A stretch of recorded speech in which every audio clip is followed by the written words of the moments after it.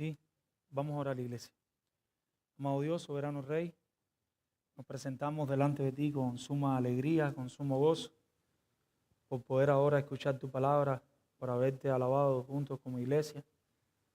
Padre Señor, ayúdanos que al terminar este sermón hoy, nuestro gozo crezca más, Señor. Que al meditar en estas verdades, Señor, nuestra alegría sea desbordante, Señor. Que nos vayamos aquí, que nos vayamos hoy realmente contentos, alegres, por lo que tu palabra nos enseña. Ayuda al predicador, Señor, a ser claro.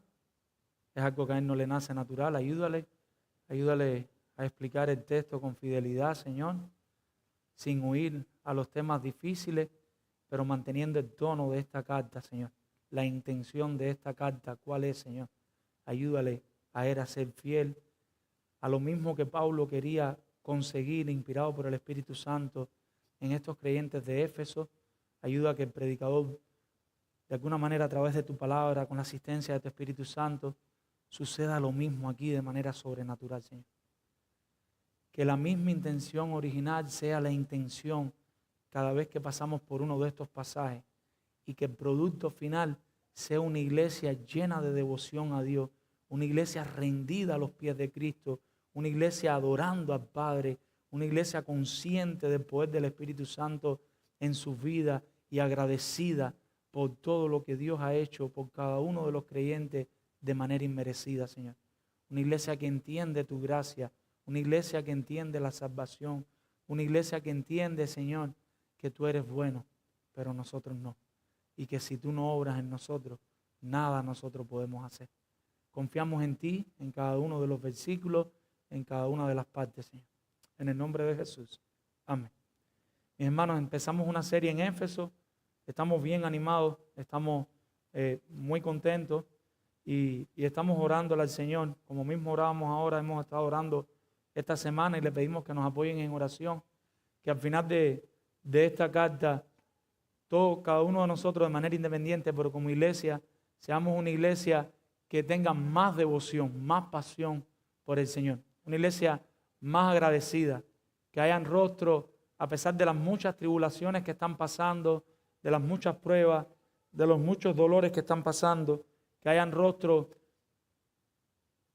que estén contentos, que estén meditando en aquello que el Señor hizo por ellos y que eso los lleve a orar al Señor.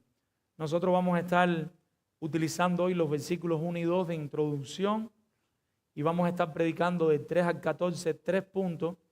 Por una cuestión de tiempo, solo vamos a abordar el primer punto. Vamos a abordar el primer punto, pero seguiremos con el mismo argumento, posiblemente por otro o por 2 domingos más, no sé todavía, hasta que estemos trabajando ahí en el texto completamente. Pero sí tenemos 3 puntos, os vamos a estar trabajando el primer punto y vamos a usar los versículos 1 y 2 de introducción. Cuando nosotros llegamos aquí, nosotros lo primero que vemos arriba es Efesios y esa letra grande no está inspirada, pero la vemos en nuestra Biblia hoy, en las copias que nosotros tenemos. Lo cierto es que hay algunas de las personas que se dedican a hacer la crítica textual, han encontrado algunos manuscritos donde la palabra Éfeso, en Cristo Jesús, al final del versículo, los que están en Éfeso, no aparece. Entonces, algunos creen que posiblemente esta carta no se escribió como tal a los hermanos de Éfeso, sino que era parte de una epístola circular que estaba pasando por toda Asia Menor. O sea, el apóstol Pablo redactaba cartas y cartas como la de Éfeso, que aunque sí se aplica, pero no hay problemas particulares como vemos en 1 Corintios, que vemos situaciones particulares.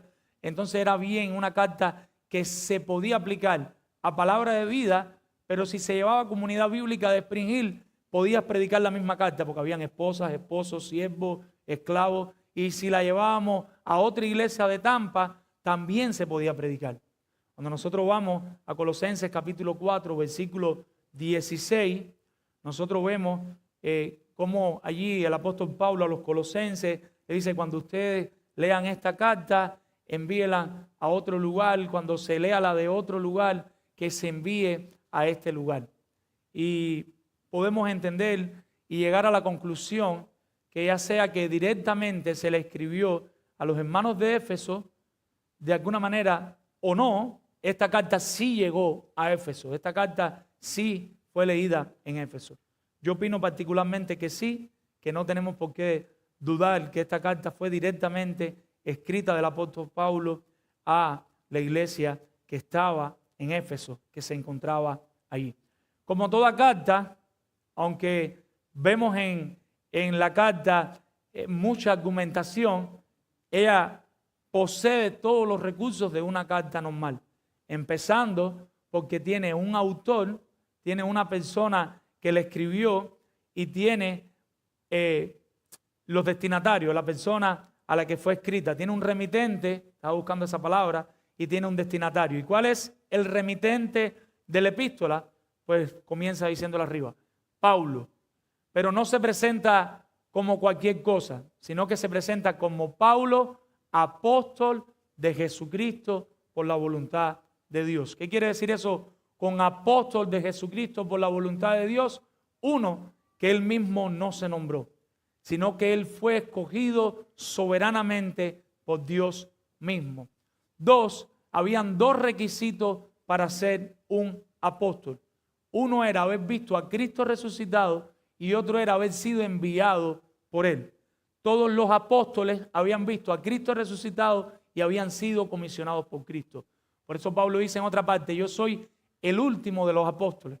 Yo no soy digno de ser nombrado apóstol, pero él sí era un apóstol, porque el Señor Jesucristo se le apareció y el Señor Jesucristo le encomendó la tarea. Y con esa autoridad apostólica de parte de Dios y delante de Dios es que él escribe esta carta que tenemos hoy nosotros. Un detallito más ahí porque no lo puedo dejar pasar. Los apóstoles modernos son falsos apóstoles. Cuando usted ve a una persona que dice el apóstol Maldonado, el apóstol, yo no me conozco más ninguno, el pobre Maldonado, yo nada más me sé el nombre de él porque no sigo ese mundo, no. Yo sé que ustedes ven los rabacucos y todas esas cosas.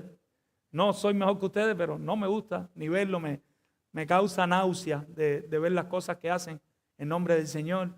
Me da tristeza profunda de ver cómo toman en vano el nombre del Señor y cómo se burlan y cómo lucran con esas cosas y juegos. Y Maldonado es un mentiroso, es un estafador, creo que ahora está por España cobrando millones de dólares o miles de dólares, algo así, por una charla que da por allá. Y como Maldonado, todos esos apóstoles que ustedes conocen, el apóstol Francisco, el apóstol no sé qué, todos, ninguno puede ser apóstol, porque ni ha visto a Cristo resucitado delante de él, ni el Señor Jesucristo le ha dicho, ves y haré esta tarea o a aquella tarea.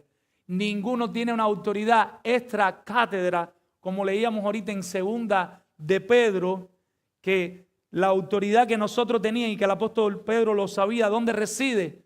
En las Escrituras. Y ninguno tiene esa autoridad para dar un mandamiento, para dar una ordenanza, para hacer nada de eso.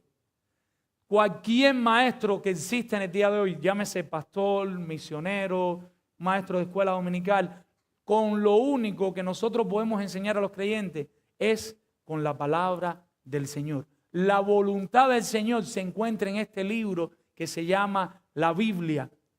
Por eso ninguna de esas personas es un apóstol, pero Pablo sí es un apóstol. Pablo se va a basar en el Antiguo Testamento, pero Pablo, inspirado por el Espíritu Santo, va a traer enseñanza a la iglesia de los Efesios. Y todo dirigido por el Señor. Entonces, ¿quién es el remitente de esta carta? El apóstol Pablo. Pablo la está escribiendo. Posiblemente Pablo escribe esta carta alrededor del año 60 al 62. Por lo tanto, posiblemente Pablo está preso en Roma y al final en Hechos 28. Pablo está en un tipo de prisión domiciliaria. Está en Roma, él puede dictar, puede escribir, lo pueden visitar. Posiblemente, y la historia recoge alguna de estas ideas, en ese ministerio muchas personas se convirtieron estando cerca allí del apóstol Pablo, porque él no podía dejar de hablar lo que había creído. Y de ahí sale esta epístola junto a Filemón, primera de Timoteo, segunda de Timoteo, Tito, y sale esta epístola a los Éfesos.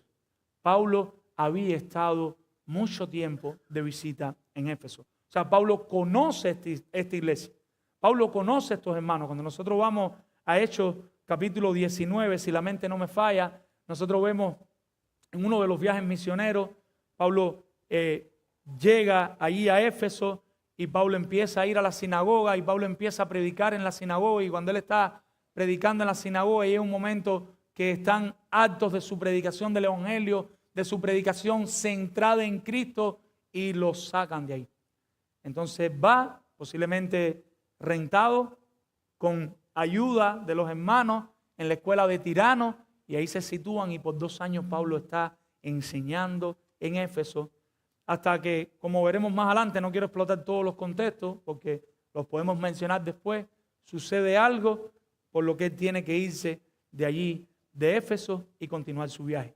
Pero Pablo le está escribiendo entonces a personas que conocía y a personas con las que había convivido como mínimo por 2 años. No es lo mismo escribirle a desconocidos que escribirle a conocidos, porque hay 2 cosas. Una, han visto tu conducta y tu proceder. Y no solo tienes la autoridad apostólica, sino que tienes la autoridad del carácter, de la transparencia. Ellos han visto que hay una congruencia entre lo que tú dices y lo que tú haces para la gloria del Señor. Pero 2, Pablo conoce de primera mano las situaciones que ellos tenían, los problemas de la iglesia local que había en Éfeso. Entonces, si Pablo es el remitente, los destinatarios son los creyentes de Éfeso. ¿Cómo los describe Pablo en este primer versículo? Y es increíble cómo los describe. Y dice que ellos eran santos y, eso es ahí una continuación, y fieles. No eran santos fieles, eran santos y fieles. La palabra santo está evocando allí a que eran personas que estaban intentando vivir para la gloria del Señor. Pero intentar vivir para la gloria del Señor no significa que pecamos, que nos desanimamos, que a veces cometemos errores, pero de alguna manera él podía ver la lucha de ellos con el pecado y decir: ustedes son santos, ustedes son personas que están peleando, que están luchando por vivir en santidad, pero no solo son santos, ustedes son fieles. Ustedes son dignos de confianza. No hay nada más triste que una persona que diga que es creyente, pero tú dices: no puedo confiar en esa persona. Cuando yo veo su vida, yo siento que no puedo confiar en esa persona. Esa persona no me transmite confianza. Él dice que es creyente, pero su manera de vivir, su carácter, no transmite que sea un creyente confiable. No me imagino darle ni la más mínima tarea, porque ¿qué va a hacer con esa tarea si no es confiable? Este no es el caso de estos creyentes. Estos creyentes eran santos y fieles. Pero ¿de dónde venía su fidelidad? ¿De dónde venía su santidad? Y esto es otro elemento precioso que tiene la carta de los Efesios, que lo estuvimos viendo cuando estuvimos predicando en 1 Corintios capítulo 6. ¿Saben de dónde viene? Miren sus textos, miren sus Biblias. ¿De dónde viene? De Cristo Jesús. Por los méritos de Cristo es que ellos podían ser llamados santos. Por la obra de Cristo es que ellos se conducían de una manera fiel. ¿Para quién era la gloria de su santidad y su fidelidad? Para Cristo. Era para la gloria de Dios. No había manera que estas personas se pararan y dijeran: yo soy un santo de Éfeso. Yo sí soy fiel. Porque Pablo se lo recuerda: ustedes son santos y ustedes son fieles, pero tienen que recordar, y ese ejercicio tenemos que hacerlo todos en el día de hoy, que cualquier cosa buena que haya en nuestra vida es gracias ¿a quién? A Cristo. Es por los méritos de Cristo. Es para la gloria del Señor. Los santos y fieles que están en Éfeso. ¿Y qué es lo que le sigue diciendo? Y aquí quería hacer esta pausa primero. Y es que se puede ver ya la intención desde el principio de Pablo de que estos creyentes caigan rendidos ante Cristo. Él no ha empezado la carta y que ya tiene en el primer versículo: en Cristo Jesús. Pero a medida, y usted lo puede hacer en la casa porque no vamos a predicar todo, vaya viendo hasta el versículo 14 cuántas veces se repite en Cristo, en Cristo, en Cristo. Esto es gracia a Cristo. Esto es para la gloria de Cristo. Esto es por la obra de Cristo. ¿Y qué es lo que le desea a estos creyentes? Y es algo típico en su saludo. Y es esta combinación de el saludo hebreo y el saludo griego. Y es gracia, charis y paz. Vuelva a recordar qué cosa, la gracia. Y vamos a ver cómo nuestro texto, hay una porción de nuestro texto que no la vamos a predicar hoy, sería el próximo domingo. Sí lo mencionamos hoy, pero ya entra bajo el dominio de la gracia. Si no entiendes la gracia, no vas a entender nada de lo que viene después. Te vas a quedar sin poder tener todo el conocimiento de lo que dice el texto. Y shalom, la paz, gracia y paz. ¿A quién? A ellos, a vosotros. ¿De parte de quién? De parte de Dios nuestro Padre y del Señor Jesucristo. Y vuelve de nuevo a subir a Cristo al trono de la deidad. La gracia y la paz no solo provienen de Dios y no vienen de alguien inferior a Dios, sino que vienen de quién? También de su Hijo Jesucristo. Porque gracias a los méritos de Cristo, en esa economía de la Trinidad, en esas funciones que todos tienen que ver con todo, pero de manera clara, como veremos en nuestro texto, podemos percibir más clara la obra del Padre en un sentido, podemos percibir la obra de Cristo en un sentido y la obra del Espíritu Santo en otro sentido. A medida que usted lee esos pasajes, se lo dejo de tarea del 3 al 14, vaya haciendo el ejercicio de ver de dónde a dónde se ve más marcada la obra del Padre, la obra del Hijo y la obra del Espíritu Santo. Que no significa que el Padre obra y ahí está el Hijo y está el Espíritu, y viceversa, el Hijo obra y ahí está el Padre y está el Espíritu obra y ahí está el Padre y está el Hijo. En ese sentido, mis hermanos, y según todo lo que hemos dicho, el tono de esta carta es un tono devocional y cercano a la oración. Es un tono que debe producir en nosotros una devoción. Debería producir en los creyentes de Éfeso a que ellos tuvieran una devoción completa al Señor, a que ellos cayeran rendidos de oración. Cuando usted empieza a leer la carta se va a dar cuenta que muchas veces Pablo está orando en la carta. Imagínese una carta que usted le escribe a alguien y de pronto hace una pausa y le empieza a poner, y estoy orando por ti, esto y esto, y mi oración es esto y esto.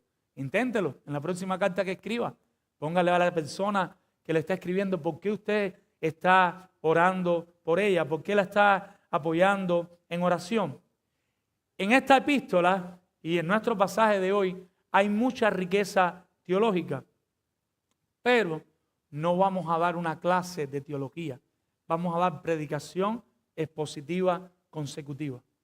Intentaremos, y le estamos orando al Señor, de no huir de los temas difíciles, porque es nuestra responsabilidad como pastor traer claridad a la iglesia, pero no estamos en un aula donde vamos a debatir palabra por palabra, coma por coma, punto por punto, y nuestra intención al final de cada predicación y al final de la epístola completa no es cabezas bien grandes, cerebros bien llenos de información, sino que la información que podamos captar y entender de aquí nos lleve a postrarnos ante el Señor, nos lleve a adorar a Dios, nos lleve a alabar a Dios. Mi deseo en esta mañana, y le estoy orando al Señor por eso, quizás muchos aquí no saben bailar, pero que usted se vaya avanzando para su casa, por lo menos en el espíritu, ¿no? Que no sepa, que usted se vaya alabando a Dios por todo el camino, a nosotros ver las grandezas que hay en este pasaje. La intención de Pablo es que el creyente pueda recordar, aclarar, entender más profundamente la importancia eterna y universal de Cristo. Si algo vamos a conocer a través de esta carta es la obra y la persona de nuestro Señor Jesucristo. Y como les decía, que queden enamorados más y más del Señor y le puedan alabar y le puedan dar toda gloria. Habiendo dicho esto, le hemos puesto por título al sermón de hoy. Vamos a mantener el mismo argumento en los 3 sermones. Vamos a intentar cambiar los títulos. Y el título de hoy, de acuerdo a lo que estamos hablando, es: sin Dios tenemos 0 posibilidades. Sin Dios tenemos 0 posibilidades. ¿Y qué es lo que estamos diciendo? Imagínense una ecuación matemática donde está un número que es esencial para tener un resultado. En esta ecuación matemática lo que vamos a hablar es de nuestra salvación. Resultado final igual a salvación. Si en nuestra ocasión tú quitas la obra de Dios, el creyente tiene 0 posibilidades de ser salvo. No hay forma de nosotros ser salvos si Dios no obra en nuestra salvación de manera soberana para su gloria y para nuestro bien. Lo que vamos a hacer es ver la obra del Padre, ver la obra del Hijo y ver la obra del Espíritu. Hoy vamos a estar centrados en la obra del Padre. Versículos del 3 al 6, claramente se ve la obra del Padre en nuestra salvación. ¿Y cómo empieza Él? ¿Cómo empieza Él? Yo quisiera que nos preguntemos, ¿por qué podemos afirmar que nuestra salvación es obra de Dios para su gloria? Y eso es lo que estamos afirmando en esta tarde, que se me olvidó decírselo. Nuestra salvación, y ese es el argumento que vamos a tener en las 3 predicaciones, nuestra salvación es obra de Dios para su gloria. Nuestra salvación es una obra de Dios para su gloria. ¿Qué es lo que estamos diciendo? Que si nosotros como creyentes somos salvos, es por la obra de Dios. Y que todo eso que pasa, lo que hace es traerle gloria a Dios. La pregunta que quiero que nos hagamos ahora, ¿por qué podemos afirmar que nuestra salvación es una obra de Dios para su gloria? ¿Por qué podemos afirmar que nuestra salvación es una obra de Dios para su gloria? Pues podemos afirmar que nuestra salvación es una obra de Dios para su gloria. Y viene el punto número 1, porque el Padre, punto número 1, el Padre fue quien dio una oportunidad. El Padre fue quien dio una oportunidad. Y ese es nuestro único punto en el día de hoy. Lo que queremos decir es, sencillo, en español claro, si el Padre no da la oportunidad, nos quedamos sin oportunidad. Si el Padre no extiende la oportunidad, nos quedamos sin oportunidad. Vamos a ver cómo el texto afirma eso. Versículo 3, y empieza hablando de la obra de ¿quién? Del Padre.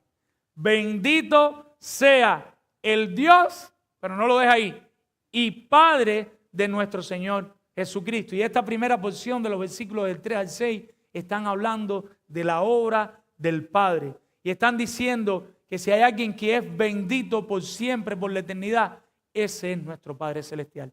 Nuestro Padre Celestial es bendito completamente. Y ese, lo que significa la palabra bendito ahí en el griego sería que Él debe ser alabado. Y esa alabanza es una alabanza que solo le pertenece a Él, que no nos pertenece a nosotros los creyentes. Bendito sea el Dios y Padre de nuestro Señor Jesucristo. Él es alabado, Él es exaltado, Él es bendito. Amén. Lo que nosotros tenemos de los versículos del 3 al 14 es un poema espiritual. Todo esto es una sola porción que es un poema espiritual. Cuando usted va a Romanos 8, versículos del 28 al 30, vamos un momentico a Romanos 8, versículos del 28 al 30, el apóstol Pablo tiene conocimiento de lo que está escribiendo. ¿Y qué es lo que dice en Romanos 8, del 28 al 30? Y sabemos que a los que aman a Dios, todas las cosas le ayudan a bien. Esto es a los que conforme a su propósito son ¿qué? Llamados. Porque a los que antes conoció, también los predestinó para que fuesen hechos conforme a la imagen de su Hijo, para que Él sea el primogénito entre muchos hermanos. Y a los que predestinó, a estos también llamó. Y a los que llamó, a estos también justificó. Y a los que justificó, a estos también glorificó. Regresamos a nuestra carta. Cuando nosotros llegamos a Efesios capítulo 1, del 3 al 14, los teólogos, buenos teólogos, coinciden que Pablo está amplificando aquello. En Romanos solo dio la idea teológica y aquí ahora a través de este poema está explicándonos todo lo que él quería decir ahí en Romanos 8, del 28 al 30, lo está haciendo aquí. Entonces, esto es una alabanza más ampliada. Esto es una canción grande y completa. Si queremos entender correctamente este pasaje, debemos hacerlo desde el 13 hasta el 14. Y habíamos dicho, él comienza hablando del Padre. Bendito sea el Dios y Padre de nuestro Señor Jesucristo. Pero ¿qué fue lo que hizo ese Dios y Padre de nuestro Señor Jesucristo? Pues nos bendijo a nosotros. Nosotros somos benditos. Todos nosotros queremos algún tipo de bendición y nosotros asociamos las mejores bendiciones con una casa nueva, un carro nuevo, mucha salud. Pero ¿saben qué? Para el apóstol Pablo no es así. ¿Cuál es la mayor de las bendiciones que puede tener un creyente? Dice el apóstol Pablo, que nos bendijo con toda bendición espiritual. Es una bendición espiritual, no material. ¿En dónde? En los lugares celestiales.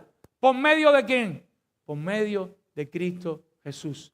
Nuestra mayor bendición es nuestra herencia celestial, nuestra herencia espiritual. Es que un día estaremos en la presencia del Señor. Y eso solo es posible por los méritos de Cristo. Toda la carta está centrada en destacar la obra de Cristo. Nosotros podemos afirmar que el Padre bendice al creyente a través de Cristo.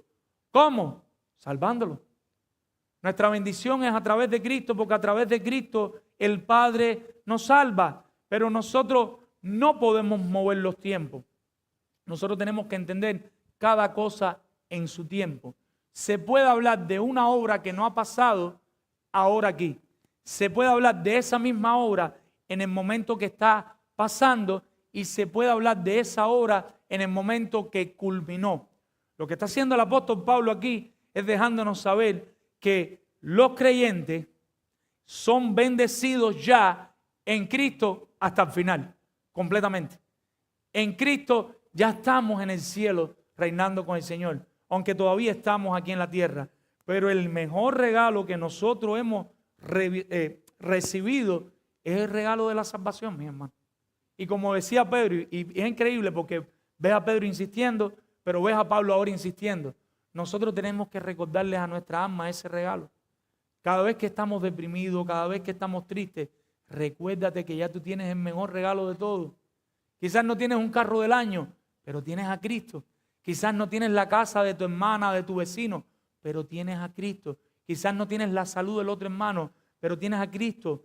Pablo quiere ya desde el principio que estos creyentes de Éfeso estén centrados en la persona de Cristo, pero estén centrados en que ellos son muy bendecidos a través de los méritos de Cristo y lo que Cristo ha hecho. Versículo 4. Ahora Pablo hace un zoom, va a hacer un acercamiento. Ya les di una idea. Bendito el Dios, ustedes son muy bendecidos en Cristo. Pero vamos a ver cómo son bendecidos en Cristo y vamos a verlo en cada tiempo. Vamos a verlo en pasado, vamos a verlo en el momento que pasó el sacrificio de Cristo, pero vamos a verlo a futuro. Nosotros los creyentes, aquellos creyentes en aquel momento para poder entender correctamente este texto, porque si no podemos cometer un craso error. ¿Y qué es lo que dice el versículo 4? Si hacemos el zoom, y lo dice muy claro, mis hermanos, lo dice muy sencillo, nos escogió en Él, nos escogió en Cristo antes de la fundación del mundo. ¿Qué fue lo que hizo el Padre en esa funcionalidad, en esa reunión, en ese meeting que tuvieron?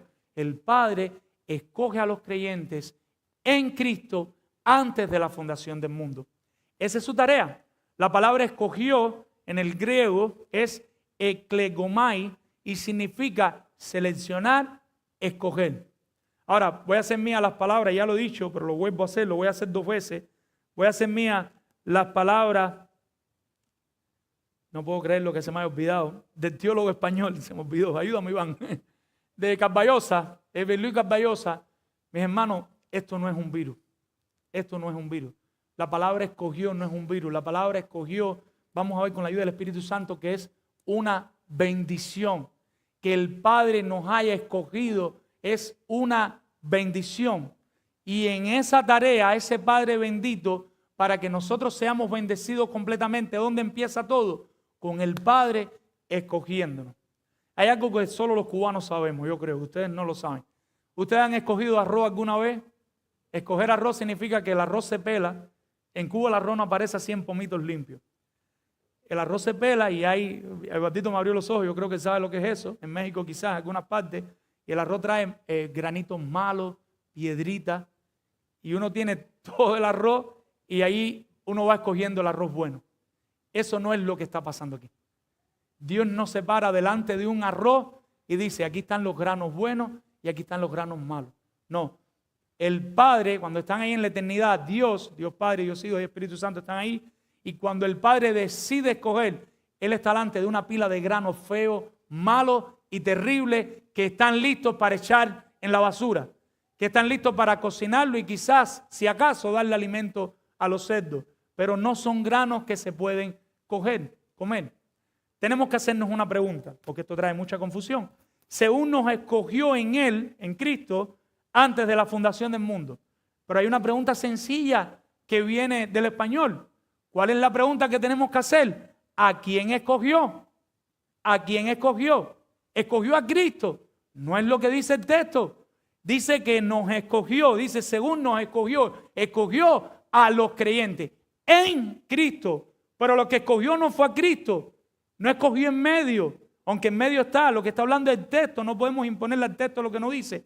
Escogió a los creyentes. ¿Dónde los escoge? En Cristo, en la obra venidera que Cristo va a hacer, que va a garantizar la salvación de esos creyentes. Entonces, ¿a quién escogió? A los creyentes. ¿Cuál es el medio para garantizar que esa elección se lleve a cabo? El medio es Cristo, mis hermanos. Dice un comentarista, no podemos imponerle al texto lo que el texto no dice. No quiero hacer un muñeco de paja y me he propuesto en mi corazón no burlarme de nadie, sobre todo cuando estudias historia y ves dónde salen buenos teólogos. Sabemos que de este tema hay personas que se burlan mucho también de lo que entendemos que es bíblico. Intentaremos no hacerlo, pero vamos a tratar de ser fiel al texto. Algunos dicen que Dios previó quienes tendrían fe en Cristo. Como que Dios se para aquí y Él dice, este granito es bueno, este granito va a ser bueno. Está malito ahora y está feo, pero va a ser bueno. Aquel va a creer en Cristo, aquel va a creer en Cristo, el otro va a creer en Cristo. Y que a eso los escogió sobre esa base. Mis hermanos, esa idea no está en el texto. Seamos sinceros con el texto. Hago una pausa aquí. Yo me recuerdo estando estudiando en el seminario, mis primeros 2 años del seminario, primer y segundo año, si había algo que yo no entendía, que para mí era un virus de verdad, para mí era una herejía, era hablarme de la elección y de la predestinación. Yo creía que eso era lo más terrible que había. ¿Qué injusticia es esa de la elección y la predestinación? Nos dieron un libro de Ernesto Trencha, el director del seminario, Escogidos en Cristo. Y al mismo tiempo que me iba leyendo el libro, me iba leyendo Efesios, Romanos, Hebreos. Después de 2 años no pude seguir, mis hermanos. Si nosotros queremos ser serios, si queremos ir serio a la Biblia, traducir las palabras, ver qué dice antes, ver qué dice después, tenemos que rendirnos a la palabra, no a una filosofía que nuestra mente quiere sostener y quiere imponérsela al texto. Según nos escogió en Él, escoja a los creyentes en Cristo. ¿Cuándo lo hace? Antes de la fundación del mundo. Antes de llegar ahí, ¿qué significa estar en Cristo en la teología paulina? Esa es una buena pregunta que tenemos que hacer. ¿Qué significa estar en Cristo? Nosotros los escogió en Cristo, que ellos miraron allá, creyeron en Cristo. Pero ¿qué significa estar en Cristo? Vamos a ver 4 textos, creo que es necesario. Primera de los Corintios 1, del 26 al 31. Vamos a Primera de los Corintios 1, del 26 al 31. Que dice Primera de los Corintios 1, del 26 al 31. Dice la palabra del Señor.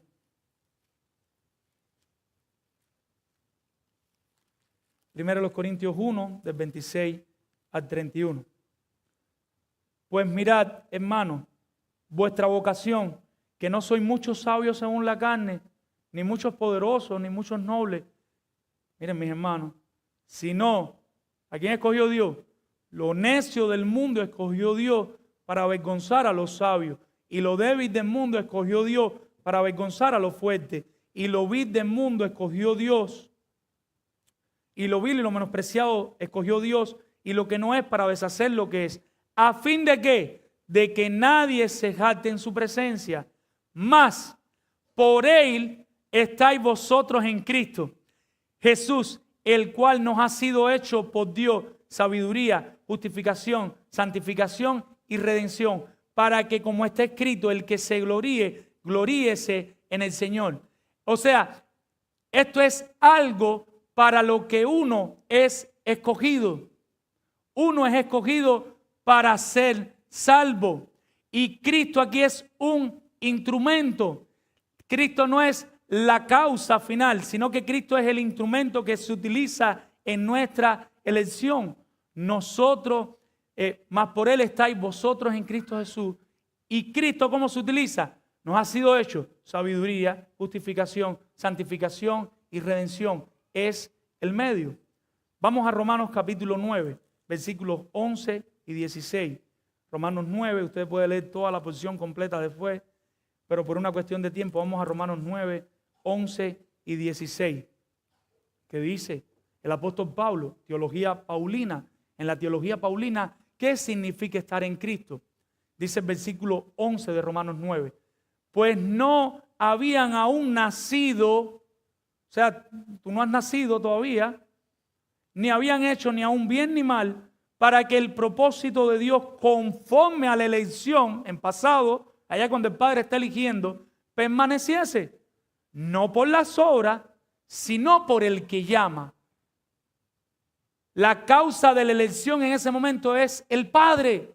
Él está llamando, Él está seleccionando sin que tú hayas hecho nada bueno y sin tener en cuenta nada de lo que tú vas a hacer. Segunda de Timoteo, versículo 16.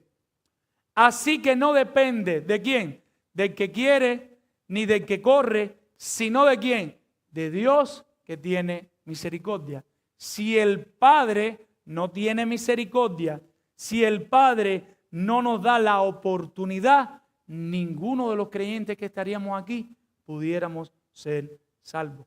Segunda de Timoteo 1:9. Segunda de Timoteo 1:9. Necesitamos utilizar los versículos, mis hermanos. Segunda de Timoteo 1:9. ¿Qué dice la palabra del Señor? ¿Cómo pasa esto? ¿Cómo es esto? Segunda de Timoteo 1:9. Conociendo esto, que la ley no fue dada para el justo, sino para pecadores, para los transgresores y desobedientes, para los impíos y pecadores, para los irreverentes y profanos, perdónenme, mis hermanos, estoy en primera. Segunda de Timoteo. Segunda de Timoteo 1:9. Quien nos salvó y llamó como con llamamiento santo, conforme, no conforme a nuestras obras, sino según el propósito suyo y la gracia que nos fue dada en Cristo Jesús antes de los tiempos de los siglos. Lo que hace Cristo es garantizar la gracia, pero la elección es al creyente. Dios escoge a los creyentes sin merecerlo para ser salvos. Por su pura gracia les da a Cristo para que al Cristo morir y resucitar y ascender a través de los méritos de Cristo, como veremos más adelante, nosotros vamos a recibir la redención en Cristo y nuestra salvación sea por gracia, pero lo que Él escoge es al creyente para ser salvo. Apocalipsis 13:8, yo creo que ya se aclara completamente todo, si todavía queda alguna duda. Apocalipsis 13:8, ¿qué dice Apocalipsis 13:8? Dice Apocalipsis 13:8. Dame ver que esté bien en Apocalipsis 13. Dice el verso 8. Y la adoraron todos los moradores de la tierra, escuche esto, cuyos nombres no estaban escritos en el libro de la vida del Cordero que fue inmolado desde el principio del mundo. Hay un grupo de personas que no está en ese libro, pero no están en ese libro por sus propias decisiones. Los no escogidos toman su destino natural. Si Pablo deja a los escogidos con los no escogidos, ¿para dónde va todo el mundo? Camino al infierno. Porque el destino natural es ir en contra de Dios y es vivir una vida de pecado. Podemos afirmar entonces, resumiendo todas las ideas que hemos dicho, cuando Pablo le dice a los efesios que antes de la fundación del mundo, cuando Pablo le dice a los efesios que el Padre los escogió en Cristo antes de la fundación del mundo, les está afirmando que escogió a los creyentes por su pura gracia, sin tener en cuenta nada que harán en el futuro, salvándolos de su destino natural. Y es algo que hace el Padre para su propia gloria. Dios es quien obra esa elección en el creyente para su propia gloria. ¿Cuál es el segundo mito? Regresemos a nuestro texto. Hay un segundo mito aquí. Cuando no queremos interpretar este texto de manera seria, cuando queremos ser más justos que Dios, y lo digo, yo lo hice mucho tiempo. Lo digo con tristeza, no me estoy burlando de nadie. Me acuerdo una vez que por poco hago un amigo en la piscina y por poco me voy para el infierno. Cuando él me dijo que él creía en la predestinación, yo decía, pero ¿qué invento es ese? Hasta que empecé a estudiar historia y me di cuenta que los teólogos reformados creían en la predestinación. Después fue que empezaron a surgir las conjeturas y empezaron a personas a no estar de acuerdo. Al principio de manera muy sana, pero alejado de lo que enseña el texto, y después ya hemos llegado a nuestros tiempos que las personas no quieren acercarse al texto de una manera correcta. Estamos predispuestos por nuestra mente, por nuestro corazón, por las ideas, por el mundo griego. ¿Cuál es el segundo mito? Y ustedes lo han escuchado. ¿Qué dice el texto? Según nos escogió a los creyentes en Cristo, lo que Él iba a hacer en el futuro, antes de la fundación del mundo, cuando todavía no habíamos nacido, cuando todavía no habíamos hecho nada, y si nos dejaban hacer algo iba a ser malo y pecaminoso. Y aquí viene lo segundo. Nos escogió para que viviéramos haciendo lo que nos da el deseo y que cada cual hiciera lo que bien le pareciere. No, dice el texto que nos escogió para que fuésemos santos y sin mancha delante de Él. ¿Cuál es el segundo mito? La predestinación es una herejía porque lleva a pecar. Si tú crees en la predestinación, como el salvo siempre es salvo, significa que la gente se van a ir por ahí y van a hacer lo que quieren. Falso. Eso no es lo que enseña la Biblia. Lo que enseña la Biblia es que no existe tal cosa como un cristiano carnal. Lo que enseña la Biblia es que aquellos que han sido regenerados por el Espíritu Santo, aquellos que han sido salvos, van a pelear esta carrera con el pecado. ¿Van a pecar? Dice Primera de Juan que sí, capítulo 2. Si van a pecar, si decimos que no tenemos pecado, lo hacemos en mentiroso, pero van a pelear con el pecado. Por la noche te vas a sentir la cosa más terrible del mundo, pero en algún momento irás en oración y te arrepentirás delante del Señor. Y como estos creyentes de Éfeso, se podrá decir de ti que esa predestinación redundó para que tú fueses santo y sin mancha delante del Padre. ¿Qué enseña el texto? Los creyentes elegidos estarán siendo santificados. ¿Qué significa eso? Estarán siendo llevados a no seguir pecando. Están siendo santificados, están siendo llevados a no seguir pecando. Por eso nosotros llamamos que hay en este camino de aquí a la presencia del Señor hay una santificación progresiva y vamos luchando, y lo hemos ilustrado siempre con una casa donde se limpia la sala y un pedacito del cuarto, pero tiene que estar pasando algo con los creyentes, porque aquellos que han sido escogidos lo fueron para que fuesen santos y sin mancha delante de Él. Si hay un creyente que dice que sí, que el Señor lo salvó por su pura gracia, en su soberanía, pero su vida no progresa espiritualmente, no hay un adelanto, no hay un pequeño cambio en nada en su vida, es muy peligroso, mi hermano. Es muy peligroso porque el creyente está siendo escogido para ser santo. Y decíamos que santo es llevado a no seguir pecando, pero también sin mancha. Y es siendo limpiado constantemente por el sacrificio de Cristo, siendo limpiado por el sacrificio de Cristo de sus pecados. No existe tal cosa como un cristiano carnal. No existe tal cosa. Yo soy cristiano, pero yo soy carnal. No existe. Si tienes el Espíritu Santo dentro orando, no estoy hablando de que tú eres santo, santo, santo. Tú eres un vil pecador. Yo soy un vil pecador. Pero estamos ahí peleando con el pecado. Por eso volvimos aquí hoy. Por eso mañana no queremos y le volvemos a leer la Biblia en nuestro pecado. Porque estamos siendo santificados. Porque estamos siendo santificados. Por eso podemos mirar atrás a hace 15 años, aquel que era un borracho, golpeador, fajador, o aquella que era una prostituta, o aquella que era una simple moralista que iba a una X iglesia y se creía santa en sus propios méritos, dándose cuenta que sí hay pecados dentro de ellos. Pecados visibles, pero pecados del corazón. Y pidiéndole al Señor, a medida que conocen más pecados, que más te santifique y que más te santifique. Eso solo es posible porque el Padre hizo posible un día que nosotros fuéramos escogidos. Versículo 5. Y aquí tenemos un pequeño problemita. los numeritos, los versículos y los capítulos no existen en los escritos originales. Eso fue puesto en las copias. Las copias que nosotros tenemos, en algún momento en la historia, se le pusieron los capítulos y los versículos. Y esto trae confusión. ¿Por qué? Alrededor de 1227, uno de ellos, y de los más conocidos, Stephen, creo que se lee Langton o algo así, es la persona que pone los capítulos en las copias, en una copia en inglés. Hay un judío que se llamaba Natán en el 1448 que pone los versículos en el Antiguo Testamento.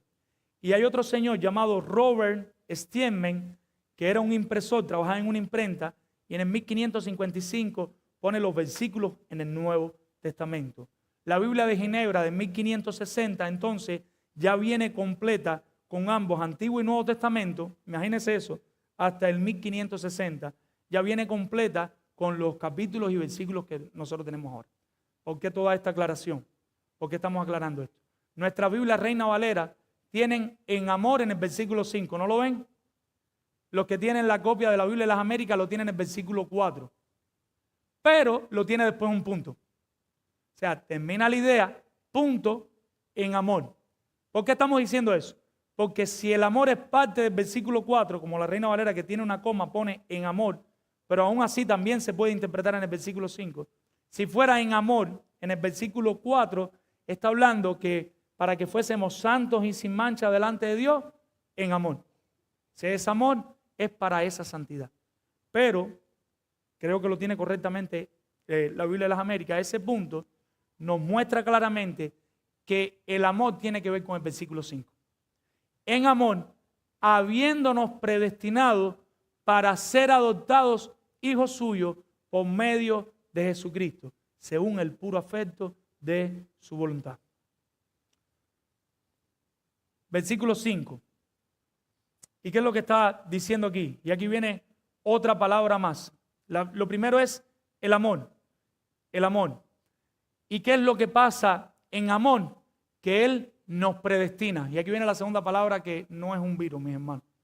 Nosotros oímos la palabra predestina y decimos, son unos herejes y eso no predican y eso no evangelizan. Esos son clichés, mis hermanos. Eso es mentira. No hay evangelistas más grandes que aquellos que salieron en Inglaterra, que eran calvinistas todos y se fueron para África. Hudson Taylor, Adoniram Hudson, se me olvidó Brainer, todos ellos eran calvinistas y todos ellos salieron a dar su vida por predicar el evangelio. Ahora, ellos tenían una comprensión del calvinismo diferente a nosotros. Nuestra comprensión del calvinismo es Dios va a salvar a las personas que nadie predique. La comprensión de ellos del calvinismo es si Dios, que es grandísimo y está aquí atrás de mí y Dios está conmigo y Él me dice que yo vaya a predicar y que las personas se van a convertir por la predicación del evangelio, aquellos que Él ha escogido los va a salvar por este medio, pues vamos a predicar el evangelio. Y salieron a comerse el mundo y así deberíamos hacer nosotros. Confiar, la predestinación es para saber que tenemos un Dios soberano que está con nosotros para salir a luchar con el pecado, para salir a evangelizar, para salir a enseñar lo que dice la palabra del Señor sin temor. La palabra predestinación en el griego es prorizo, y significa o denota determinar por anticipado, ordenar por adelantado. Significa que tú estás aquí, pero estando aquí, entonces tú puedes determinar por anticipado antes que pase ciertas cosas o puedes ordenar por adelantado ciertas cosas. En este caso, ¿qué es lo que el Padre hace?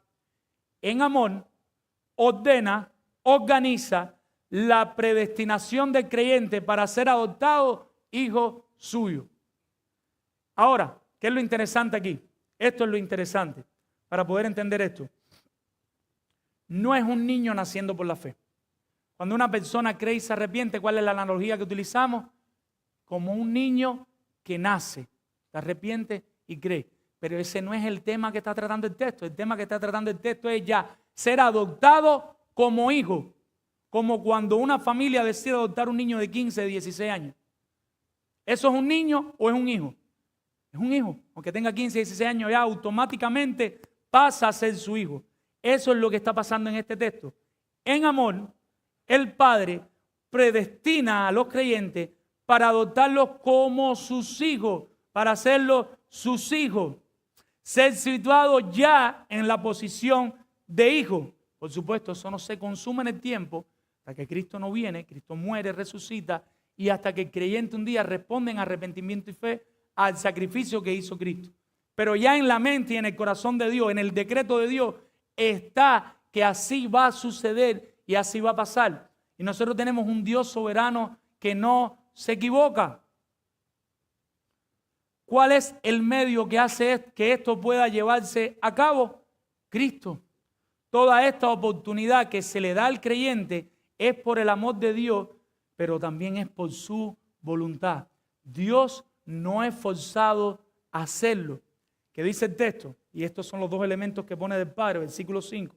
En amor, habiéndonos predestinado para ser adoptados hijos suyos por medio de Cristo, ya explicamos eso, y aquí viene lo segundo, según el puro afecto de su voluntad. ¿Y por qué su voluntad? Y volvemos de nuevo a Apocalipsis 13. Porque si Él nos deja a todos nosotros en nuestros propios delitos y pecados, ¿quién de nosotros iba a escoger a Dios? Nadie.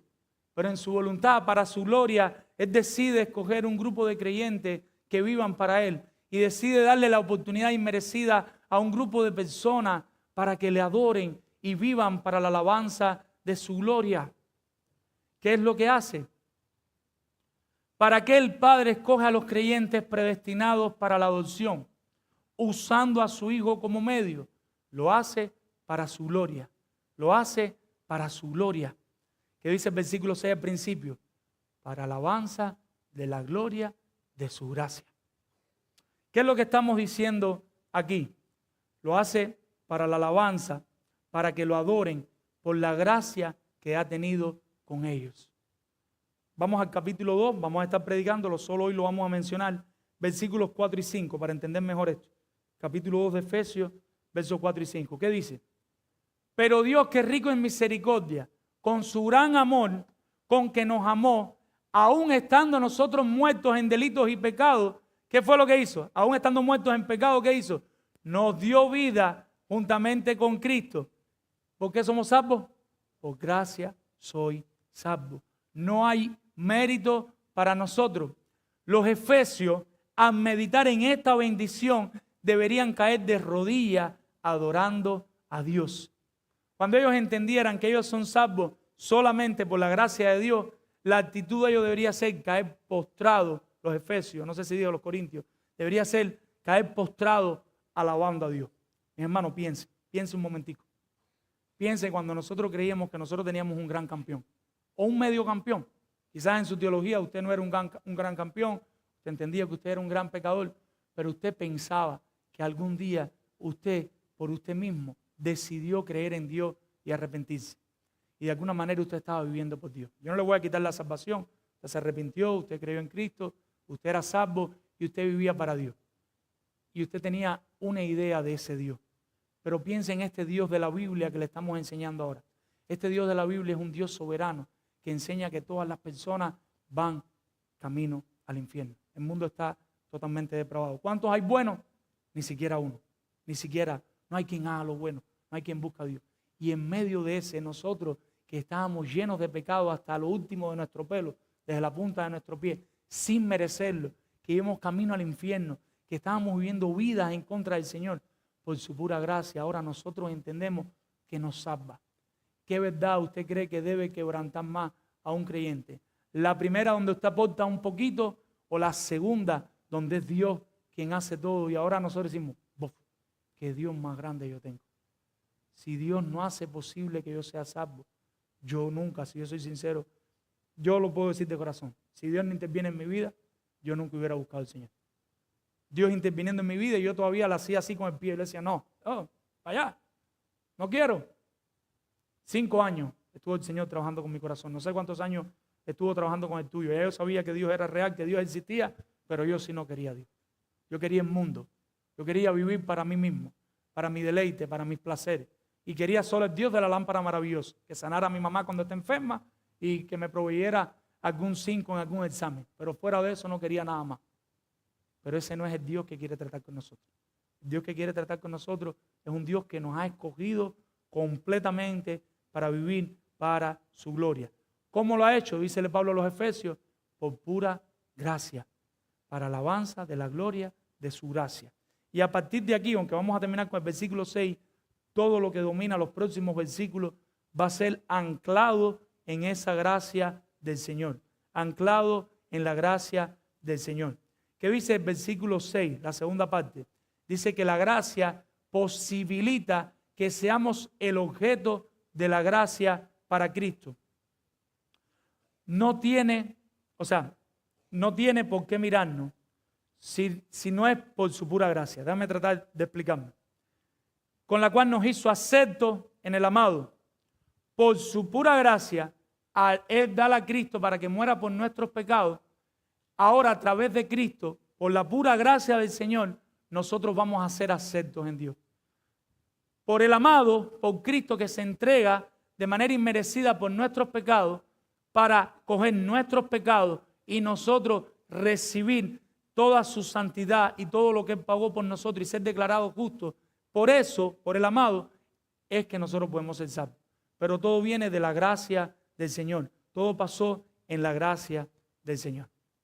J.I. Packer dice de esto que estamos estudiando hoy: la doctrina de la elección, como todas las verdades acerca de Dios, contiene misterio. Y algunas veces provoca controversia. Sin embargo, en las Escrituras es una doctrina pastoral. La doctrina de la elección es una doctrina pastoral. Es para que los pastores enseñen a las iglesias cómo Dios les amó, cómo Dios los escogió sin ellos hacer nada, cómo Dios les dio una segunda oportunidad para que despierten y vivan para su gloria, para que le alaben, para que estén agradecidos con Él. Dice Packer, continúa diciendo, es presentada para ayudar a los cristianos a ver lo grande que es la gracia que los salva y moverlos como respuesta a la humildad. Si algo provoca la doctrina de la elección, es humildad. Porque tú vas ahora delante de Dios así: Padre, Señor, yo no merezco nada, Señor. Gracias por todo lo que has hecho por mí. Pero mientras siga habiendo un gran campeón en ti, aunque sea chiquitico, tú no vas a ir con esa humildad delante del Señor. Tú te vas a sentir superior, tú te vas a sentir mayor que los demás, mejor que los demás. Pero no solo humildad, dice Packer, la confianza. Y los que hemos ya podido, por la gracia de Dios, entender la soberanía de Dios, no me dejarán mentir. La humildad, la confianza, el gozo, la alabanza, la fidelidad y la santidad que produce la soberanía de Dios en la vida de un creyente no es producida de ninguna otra manera, mi hermano. Sabes que tienes un Dios soberano, un Dios que te salvó sin tú merecerlo, un Dios que te soporta, que conoce cada cosa que tú haces.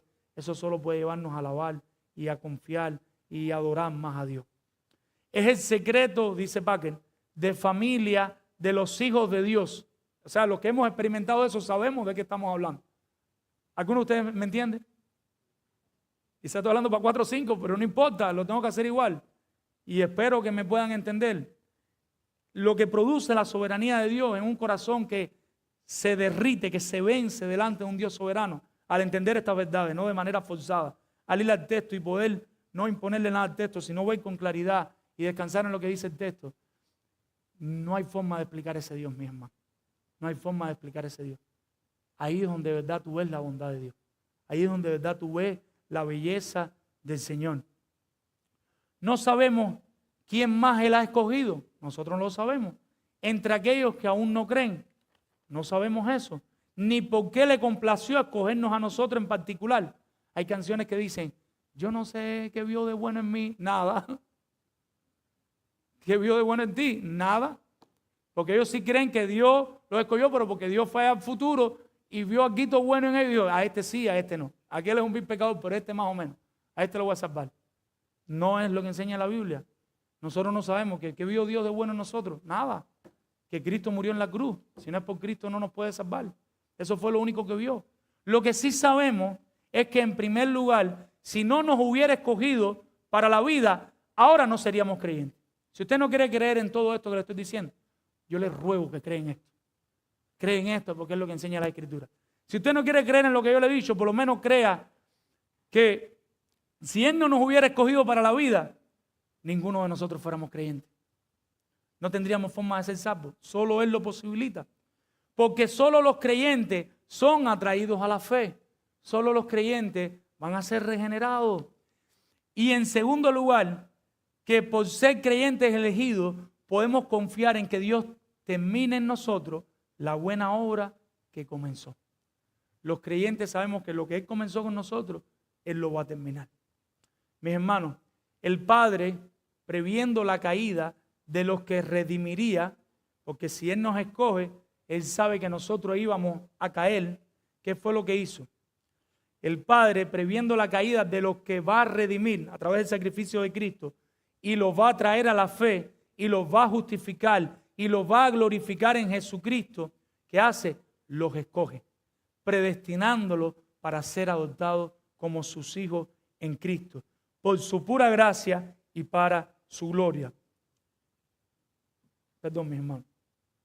Esto es un amor verdadero. Esto Él lo hace por su puro amor y lo hace de manera voluntaria. Cristo posibilita este acto previo de rescate y solo por Cristo tenemos la posibilidad de ser salvos. Si no fuera porque, como vamos a estar estudiando a continuación el próximo domingo, Cristo da ese paso donde Él se entrega en la cruz por nuestros pecados, esta obra de Dios Trino no puede ser llevada adelante. Quiero terminar con estas preguntas y quiero que todos nos las podamos hacer. Perdóname, mi hermano, un momentito.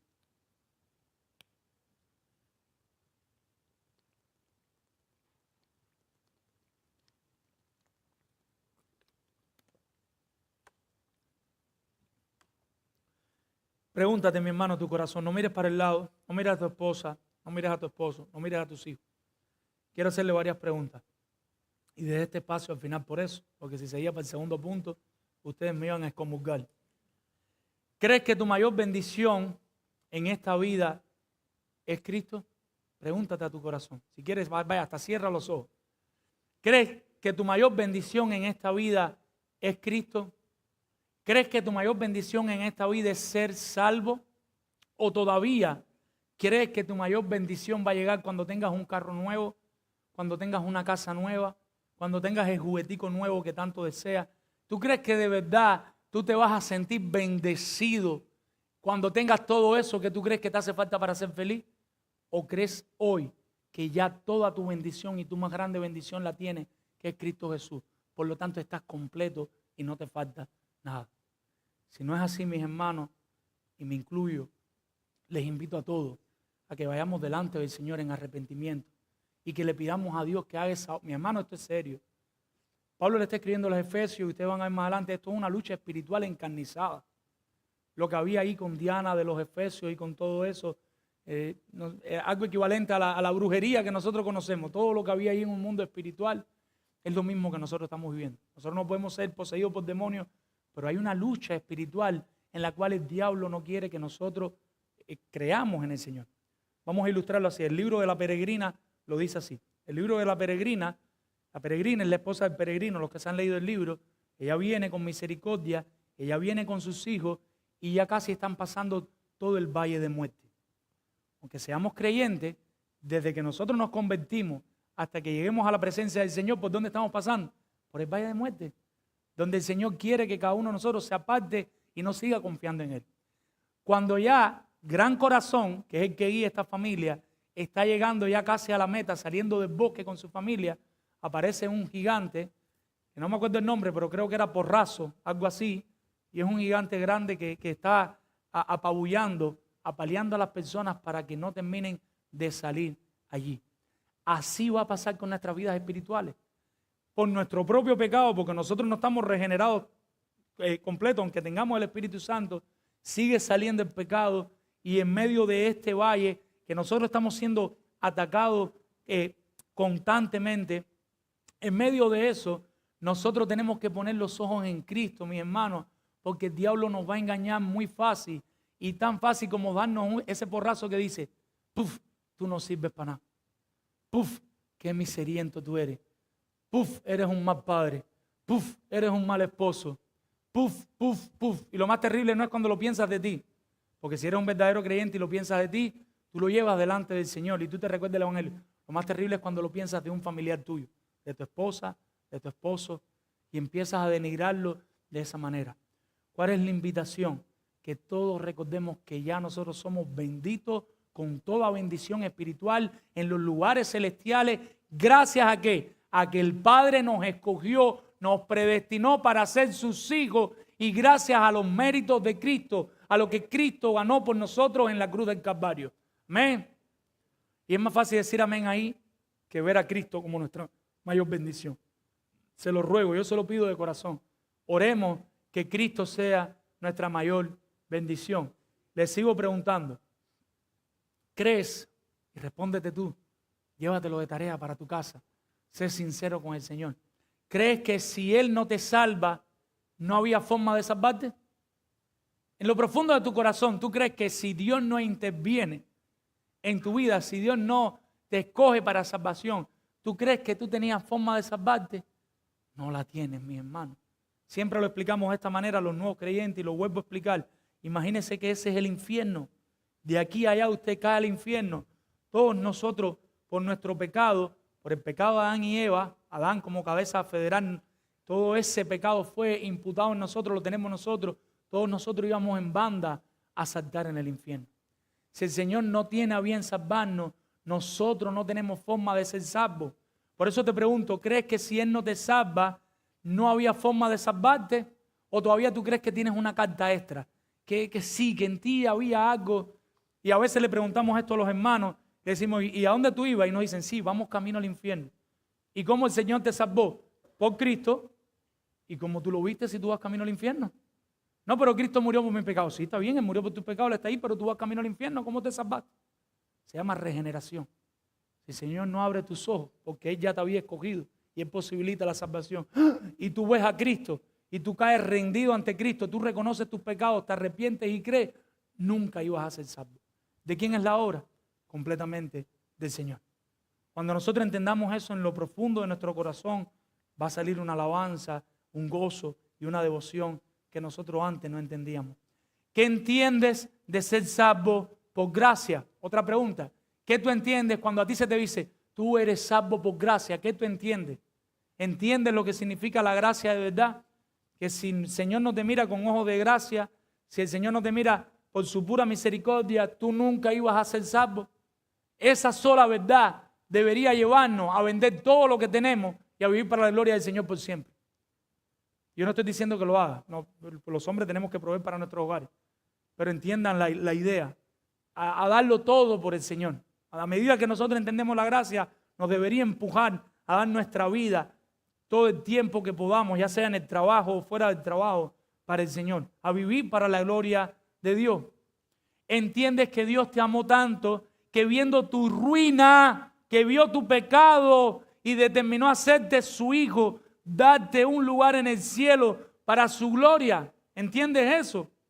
Si eres un verdadero creyente, te pregunto, Dios está santificando tu vida como los creyentes de Éfeso. Pregunta, ¿ves la mano de Dios limpiándote de pecados pasados y deteniéndote de que caigas en nuevos pecados? ¿Hay ahora mismo una lucha violenta en tu vida contra el pecado? Y si tu respuesta es estoy perdiendo, pero estoy peleando, yo digo, gloria a Dios. Y son más los días malos que los días buenos. ¿Sabes que aquí me dicen victoria, en victoria, en victoria? Yo digo, bueno, no sé en cuál, porque yo me levanto y cuando tengo un día bien, después tengo 3 malos. Pero sí tengo una victoria en Cristo, pero que no depende de las circunstancias, que no depende de las condiciones, que depende de que ya mi libro, mi nombre ya está escrito en el libro de la vida, de que yo he sido salvo por la pura gracia del Señor, de que el Señor es mi pastor, de que el Señor está conmigo. Mis hermanos, ¿cómo está tu proceso de santificación? Si Él te escogió para que fueses santos y sin mancha delante de Él, ¿cómo estás creciendo en santificación en tu vida? ¿Sientes que de alguna manera hay un progreso, aunque sea pequeñito así, del 24 al 25? ¿Hay aunque sea algo así, de 20 al 25? ¿Hay un poquito más del 95 al 25? ¿O todavía estás aquí igual que el mismo día que te convertiste? Si tu respuesta es esa, eso es bien peligroso, mi hermano. Te animo a que mires al cielo, a que mires tu vida y posiblemente tengas que arrepentirte y creer en el Señor para salvación. Si el apóstol Pablo viera tu vida, tu forma de conducirte en tu hogar, tu servicio en la iglesia, tu relación con los santos, podría decir que eres un fiel creyente confiable de Jesucristo. Respóndete tú, mi hermano, dependiendo de la gracia de Dios. Lo que quiero es llevarte a Cristo. No quiero que te sientas marchitado y que te quedes marchitado. Quiero que te sientas marchitado, que te arrepientas y corras a Cristo, porque en Cristo hay perdón de pecados y siempre hay una nueva oportunidad. Al ver y entender estas verdades, al ver el amor del Padre, el amor del Hijo, estás estallando de alegría en tu corazón. Tienes deseo de alabar a Dios, de llegar a la casa ahora y poner música, hacer aunque sea 2 hot dogs en el barbecue, cantar y entregarte a partir de ahí en la casa sirviendo a la familia, mañana en el trabajo, cuando estés en la iglesia y dar tu vida para servir fielmente a Cristo. Es lo que está produciendo este evangelio de Cristo en tu corazón. Si no está produciendo eso, mi hermano, no sé qué está pasando. ¿Por qué no entiendes el evangelio? Y te das cuenta que aunque me esfuerce, yo no puedo hacer nada en ti. Lo único que puedo hacer es seguir predicando fiel y orar para que el Señor haga su obra en tu corazón. No hay nada que yo pueda producir en ti. Tengo que limitarme a lo que dice la Escritura. Mi único consejo es seguir orando por ese familiar tuyo, pero no te des por vencido tú, porque si uno ya se dio por vencido y el otro también, ¿a dónde vamos a llegar? ¿A quién tiene que alar el carro? ¿A quién tiene que seguir adelante? ¿A quién tiene que seguir animando y recordando que si hubo algo de virtud, posiblemente sí es salvo? Y decirle, amado mío, amada mía, hijos míos, miren aquí el evangelio de Cristo, sigan adelante. Alguien tiene que pararse en la brecha, en la familia, y tiene que pelear de rodillas por los demás. Si todos se dan por vencidos, no vamos a ninguna parte. Pero todo es descansando en que hemos sido salvos por la gracia del Señor. Todo es descansando, es que si Él no interviene en nuestra vida, si el Padre no nos salva, ninguno de nosotros pudiera ser salvo.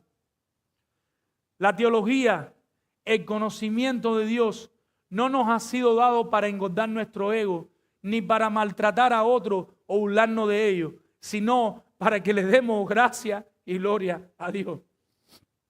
Qué terrible si salimos aquí discutiendo con esto. Podemos conversar en confianza. Si hay alguna duda, acérqueme. Sé que hay algunos aquí hoy y los amo con toda la fuerza de mi corazón. Los amo y sé que ustedes aman al Señor, que no están de acuerdo con esto que estoy enseñando. Pero como pastor de esta iglesia y porque lo creo, tengo que ser fiel a lo que estoy interpretando en las Escrituras. Y les puedo ser sincero delante del Señor que no le estoy añadiendo nada. No estoy poniéndole nada, no estoy imponiéndole mis ideas al texto. Estoy tratando de ser lo más sincero y lo más claro con el exégesis que puedo en mi debilidad. Mis hermanos, toda la intención aquí no es salir convenciendo a todos. Toda la intención aquí es que usted caiga postrado en devoción por el Señor. Que al terminar cada sermón, cada domingo, usted vaya para su casa y usted diga, qué gran pecadora soy. Qué gran pecador soy. Qué bueno ha sido ese Señor conmigo y yo sigo sin darle todo de mí. Dándole un poquito ahí, dándole unas migajitas ahí de mi tiempo, de mi vida, de mis talentos, de todas mis cosas. Podemos afirmar con confianza que si hoy somos salvos, si podemos llamarnos hijos de Dios, es porque el Padre nos dio una oportunidad. ¿Cuántos dicen amén? Qué bueno, mi hermano. Vamos a orar. Padre, Señor, en esta hora venimos delante de ti, dándote gracias, Señor. Alabándote. Hoy es un día de alegría, Señor. Cada domingo es un domingo de gozo al recordar que si tú no nos hubieras predestinado para ser tus hijos en amor, si tú no nos hubieras escogido antes de la fundación del mundo, Señor, si tú no nos hubieras dado a Cristo, ninguno de nosotros podría ser salvo, Señor. Y todo lo hiciste por tu pura gracia, por el puro afecto de tu voluntad, por tu beneplácito, porque lo tuviste a bien para tu gloria y tu honra, viendo que Adán pecó, que Noé pecó, que en la torre de Babel pecaron, que cada vez que al hombre se deja, peca, y que el hombre no te busca, que el hombre no te ama, Señor. Y viendo que íbamos nosotros camino al infierno, tuviste a bien salvarnos, Señor. Permite que esa verdad no nos haga orgullosos y arrogantes, sino humildes, y nos lleve a predicarle a otros, para que otros también te conozcan, para que otros también se arrepientan y disfrutan de este Dios poderoso y grande que nosotros tenemos, Señor. Ayúdanos, Dios, a saber que nuestra mayor bendición ya está garantizada, que ya tenemos a Cristo, que tenemos salvación. Somos muy benditos, Señor. Aunque esta noche nos toque comer arroz y un huevo, ya toda la bendición la tenemos en ti, Señor. Que podamos ser agradecidos, Dios. Que podamos estar contentos por lo que tú hiciste y lo que sigas haciendo dentro de nosotros, para que nosotros nos parezcamos más a Cristo, para que nosotros estemos en este mundo como santos y sin mancha, Señor. Padre, permite que si tú nos miras por los méritos de Cristo, de alguna manera tú puedas decirle: estos creyentes de palabra de vida son santos y fieles. Estos creyentes de palabra de vida están peleando con el pecado. Y mira cómo están perdiendo, pero siguen peleando y no se dan por vencidos. Y mira cómo aquel de aquella familia, aquella mujer sigue peleando por su familia. Y aquel hombre sigue peleando por su familia hasta llegar a la patria celestial, Señor. Bendícenos con hombres y mujeres, Señor, que te adoran, que te aman, que reconocen su insuficiencia y que se postran delante de ti en adoración, alabanza, fidelidad, servicio. Y que lo podamos hacer con gozo, con alegría, Señor. Ayúdanos a irnos cantando en el carro hoy, Señor, por lo bueno que tú has sido con nosotros, Señor. Ayúdanos a irnos alabándote, Señor. Gracias por esta oportunidad, porque sin ti teníamos cero posibilidades. Perdona cada falta y cada pecado. En el nombre de Jesús. Amén. El Señor les bendiga, mi hermano.